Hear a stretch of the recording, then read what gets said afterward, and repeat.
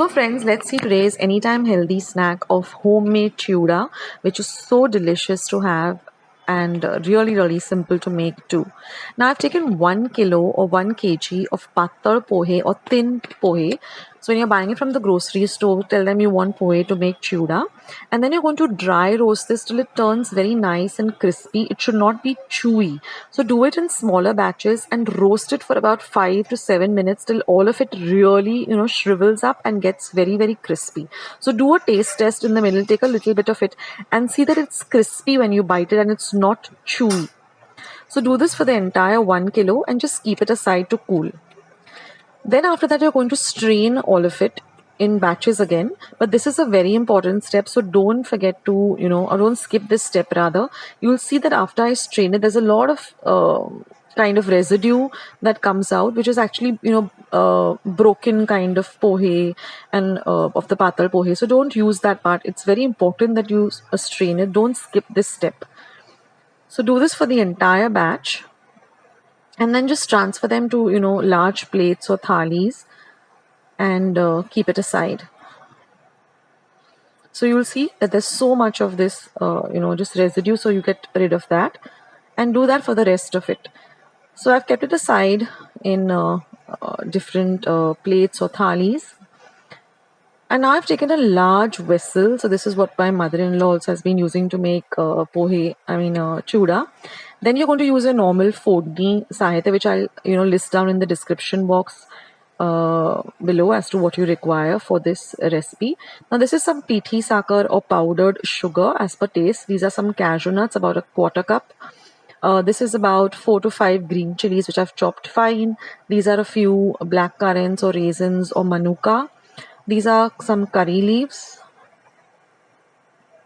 This is about 2 tablespoons of coriander seeds or dhane. This is again a quarter cup of peanuts. So I'll list all the ingredients in the description box below. So now I've taken about 4 tablespoons of oil and I've really heated up very well. And now what we're going to do is we're going to fry the cashew nuts individually, the manuka individually and the peanuts. And then we're going to keep that aside. So now I've broken the cashew nuts into halves. Now first I'm going to add the peanuts and I'm going to fry them really well till they become dark golden brown in color. Keep an eye on it, don't increase the flame, keep the flame between low to medium. And once they're done, just take them out and keep them aside. Now I'm going to do the same thing with the cashew nuts.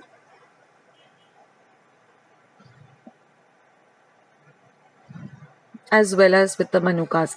Now you can add pieces of dry cobra or coconut, but that's not a big favorite at my place, so I skip the coconut.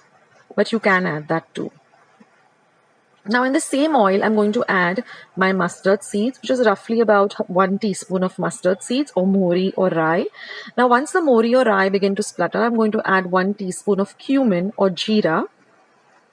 Next, I'm going to add 1 teaspoon of asafoetida or hinga. Next is going to go about 1 teaspoon of haldi or turmeric powder. Now you can always adjust this as per your taste. Then I'm going to add the coriander seeds or the dhane. Then I'm going to add the chopped green chilies. Now you have to fry the green chilies really well till they, kind of get a white kind of coating on the chili peel. So this is very important. That way it will flavor the oil very well. So take your time with this and just fry the chilies really well. Next, I'm going to add the curry leaves. Now fry the curry leaves also so they become nice and crispy.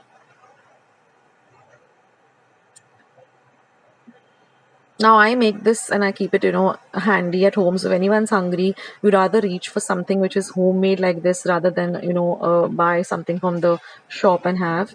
This is so much healthier and, it's homemade, so it's tasty. Now I'm going to add the roasted and strained pattar pohe. Now at this point, keep your flame really low.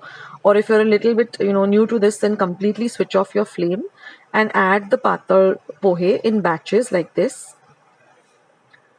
Or you can have somebody else, helping you and just in stirring it, because we don't want it to get burnt at the, bottom of the vessel.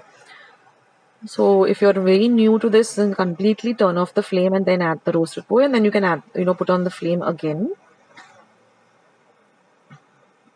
Now mix everything very, very well. What you have to do is take your spoon to the center of the vessel at the bottom and keep, mixing it from there to the top, because all the fodni is at that particular point. Now I'm going to add all our fried and delicious cashew nuts, peanuts and manuka. Now people add a lot of other things also, so you can go as per your choice as to what you like in your chuda, but I like just, these ingredients.